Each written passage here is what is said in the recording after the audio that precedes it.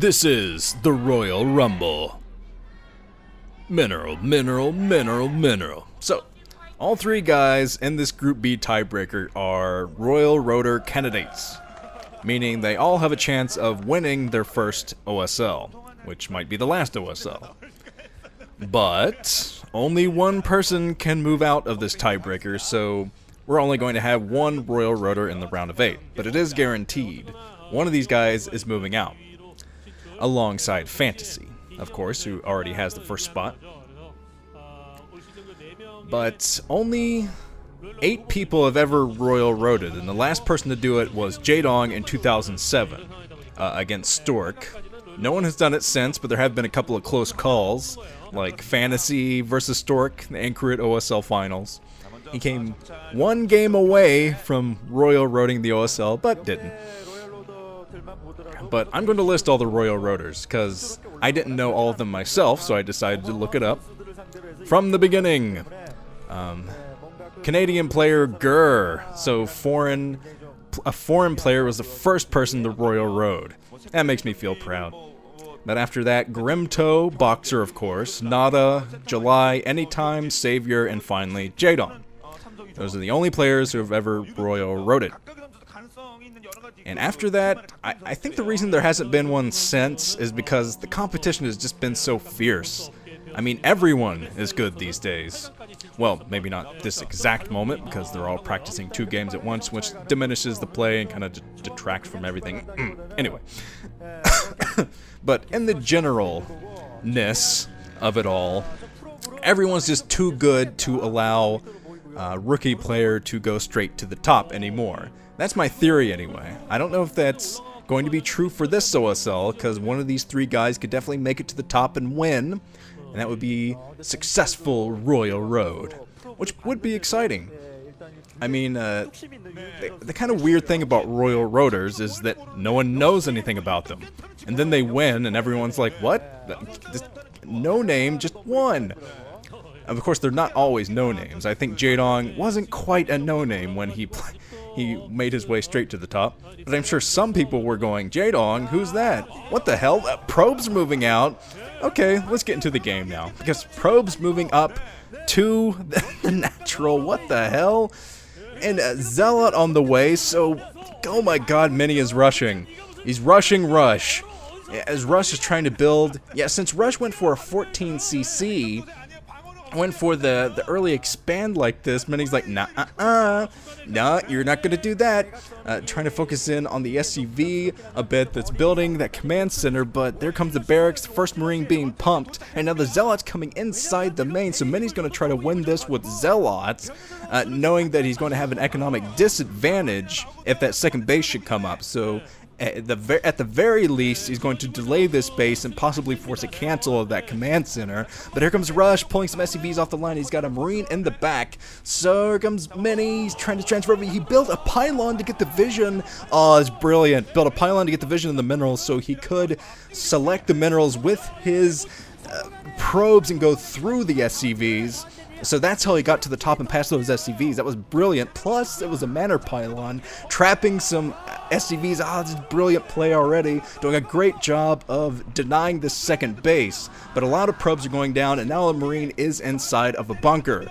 So Mini, the bunker isn't within range of the command center, though. The command center still in danger, as Mini is camped out back here with a single Zealot, trying to get inside that main with the Zealot. Got the Zealot going to pick at the reinforcement Marine a bit, and the Marine's being pulled out of the bunker. So now Rush has all of his Marines chasing around the Zealot that's left inside of his main. It's a crazy game already. One of the better rushy type games as of late. There's been a lot of rushing, cheesy games, but this is already one of the better ones. Mini staying inside that main, building another Manor Pylon, trapping an SCV, and possibly leaving himself an opportunity to build a shield battery inside that main, or something, because he's just getting inside of the main with all of his Zealots. He's got 2 sneaking by the bunker at the front. Rush did keep a couple of Marines, or at least 2, inside of that bunker for the defense, and it managed to get one of those Zealots down to yellow, but the Zealots are still in this main, still being a huge distraction for Rush as he's trying to jumpstart his economy. But the Marines going down, so all the Marines that were there have gone down, and Rush is going to pull back with some more. He pulls everything he has out of the bunker and back inside this main, but this is going to be extremely tight now for Rush, and now Mini has established his second base. During all of this commotion, I didn't even notice that the second base was coming up for Mini, but yeah, he's been multitasking this entire time, coming in with his Zealot and building the second base to be able to compete economically should this Rush finally fail, which it looks like it finally is going to die, and Rush is going to calm things down a bit inside of his main and natural expansion.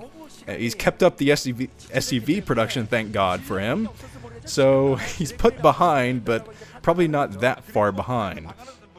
But still, that was a lot of harassment, a lot of distractionary tactics from Mini. He's such an aggressive, headstrong player. That was definitely evident in his game versus Fantasy when he just went in with speed shuttles, no vision, just, okay, I bet I can take this. And of course he didn't, dropping the Reaver in no man's land. It exploded. But that kind of play is so rare, and it's fun to watch when it does happen, even when it fails. So that's why I said after that game I was looking forward to the rest of Mini's games, and he's not disappointing in this. That was crazy. So, okay, the robotics facility coming up now for Mini. Things have calmed down a little bit. My heart is not beating nearly as quickly as it was a second ago. Oh boy, so the Dragoon range being upgraded, and now Mini's going to pressure the front with ranged Dragoons. Let's see, robotics support bay coming down. And yeah, that Dragoon range came up as soon as the observers showed those Dragoons. I thought that was odd, that we saw the Dragoon range spinning and then the Dragoons attacking the front. But that was a split instance when Mini started attacking. So Mini's timings in this game are absolutely great so far. Engineering bay being built now for Rush. Make sure he can fight off any early DTs or something. Third base being built for Mini. So Mini's going straight to the third, is the 9 o'clock position, and hoping that Rush will not scout this. Rush scout taken down by a Dragoon, and not much in the means of defense for Rush because he was so distracted that it put his factory timing behind, and just everything is completely behind for Rush. But he's floating over now with that engineering bay, meaning he's going to build some turrets to make sure to keep away any Reaver drops, stuff like that.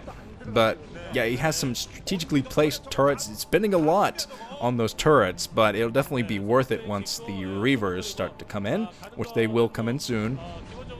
Next is about to come up, but the tank is very well positioned on that ridge, but just needs the siege. As soon as that siege is done, Rush is going to be okay, at least for the time being. But Mini is already getting out before he takes any Dragoon damage. But okay, the shuttle is on the way now. Shuttle moving its way up, and Rush playing a defensive game. He's got the turrets everywhere, and he's building another factory. So he's going to try to get out with some more tanks after just a huge amount of harassment was done to him. But okay, he seems to be doing okay now. He got the 2 tanks. Gonna have to be careful now. He's going to see the shuttle coming in. The shuttle finds a non-turreted spot. So the Reaver comes in, kills the turret that was on this high ground. That could be horrible for Rush. He has his tanks spread out, but the Reaver takes one shot from the tank, I think, but doesn't take a second. And tank in danger now, being taken down. The tank goes down, both tanks down. So here come the Dragoons for Mini, seeing an opening. He's like, well, no tanks, time to go in. Oh, a lot of SCVs sniped. Huge amount of SCVs go down to a Scarab.